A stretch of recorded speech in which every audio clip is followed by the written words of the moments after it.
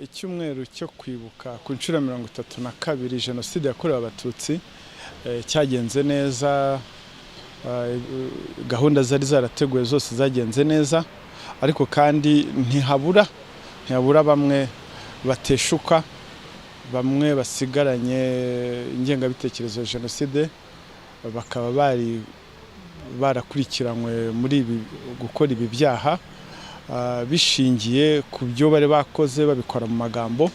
Ariko muri rusange iyo urebye ibyaha by'ingengabitekerezo ya Jenoside n'ibyo bifitanye isano nayo byagabanutse ku kigero cya 38.2% ugereranyije n'icyumweru cyo kwibuka ku nshuro ya 31.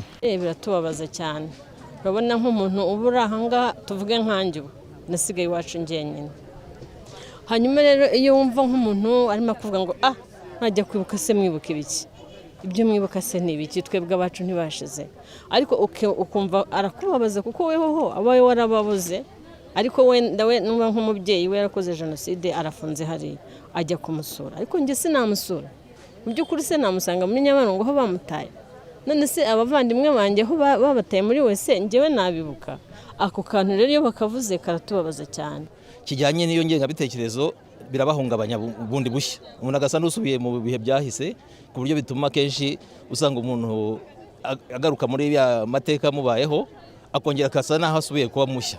Rero ibyo bintu bigira ingaruka cyane, ari nayo mpamvu usanga rimwe na rimwe nyine tugerageza kubikumira, ariko ntabwo babyoroshye. Ndababwiza ukuri, bitinde bitebuke, ukuboko k'ubutabera kuzakugera aho waba uri hose ku isi, ahariho hose waba uri, ukuboko k'ubutabera kuzakugera. Nanone kandi nongeye kubasuhuza mwebwe munahwema kubana nanjye mu biganiro bitandukanye by'ubuzima, ibiganiro birebana n'ubuzima bwacu bwa buri munsi hano kuri Jeanne Paul Official, aho mukunze kuba muri kumwe nanjye Nzayisenga Jeanne Paul, ansenya naturopathe, ndi umurezi n'umujyanama w'ubuzima. Ngaho kandi subscribe n'inzogera tuje twibanira buri munsi.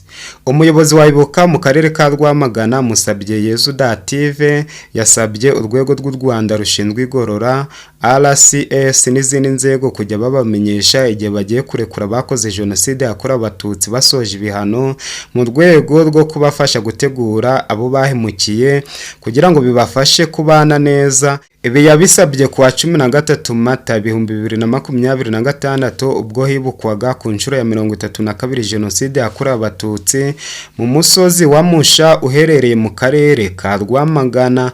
Musabyeyezu yavuze ko basaba RCS n'izindi nzego ko yajya ibafasha nibura bakamenyesha bagiye gutaha, kuko bituma babasha gutegura imitima y'abarokotse ntibabagwe hejuru batiteguye. Yagize ati, iyo tumenyeshejwe ngo aka karere umuntu runaka wari uri mu bihano bye arabisoje agiye gutaha, iyo bimenyeshejwe nk'ubuyobozi bw'akarere turafatanya tugategura imitima y'abagiye kwakira uwo muvandimwe, kuko basoje ibihano bye ubutabera tuba twarabubonye kandi biratworohera kumwakira tukabana nawe.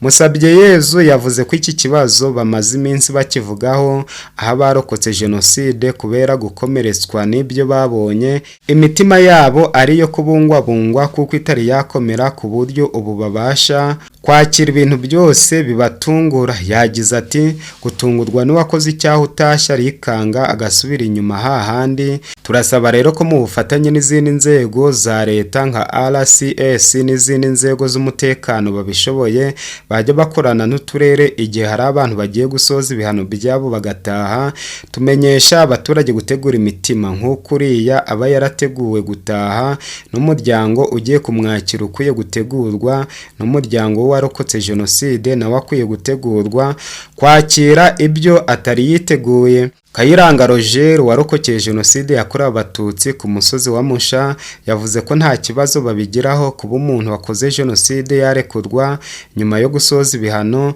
ariko ko n'uwo yahemukiye yajya ategurwa neza.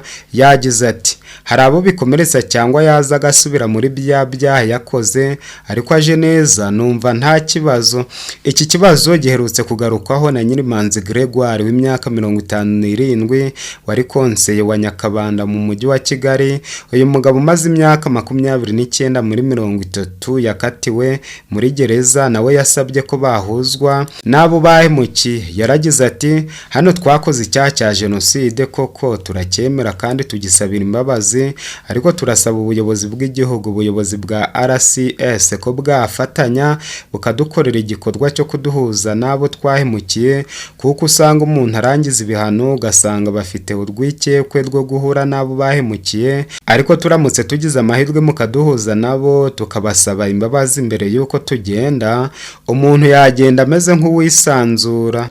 Hano twakoze icyaha cya jenoside koko turacyemera kandi tugisabira imbabazi, ariko turasaba ubuyobozi bw'igihugu, ubuyobozi bwa RCS ndetse n'ubwigororero ko bwafatanya bukadukorera igikorwa cyo kuduhuza nabo twahemukiye mu mirenge yose, mu ntara hafi ya zose nabo barahari bifuza guhuzwa nabo twahemukiye, kuko abantu bararangiza ibihano ugasanga bafite urwikekwe rwo guhura nabo bahemukiye, ariko turamutse tugize amahirwe mukaduhuza nabo tukabasaba imbabazi mbere y'uko tugenda, numva umuntu yagenda ameze nk'uwisanzura. Turahari turi benshi kuko nko mu Nyakabanda mu murenge w'iwacu ndumva dufite abantu bageze nko kuri 15, Nyamirambo ifite abantu bageze kuri 10 na bangahe, cya hafi ifite abantu bageze kuri 10 na bangahe, mbese hose hamwe nafata nk'ijana mu mujyi wa Kigali. Nyirimanzi yagaragaje ko nko mu igororero rya Mageragere mu mujyi wa Kigali harimo nk'abantu 100 bakomoka i Kigali bashaka guhura n'abo bahemukiye. Bitinde bitebuke, ukuboko k'ubutabera kuzakugera aho waba uri hose ku isi, aho ariho hose waba uri, ukuboko k'ubutabera kuzakugeraho.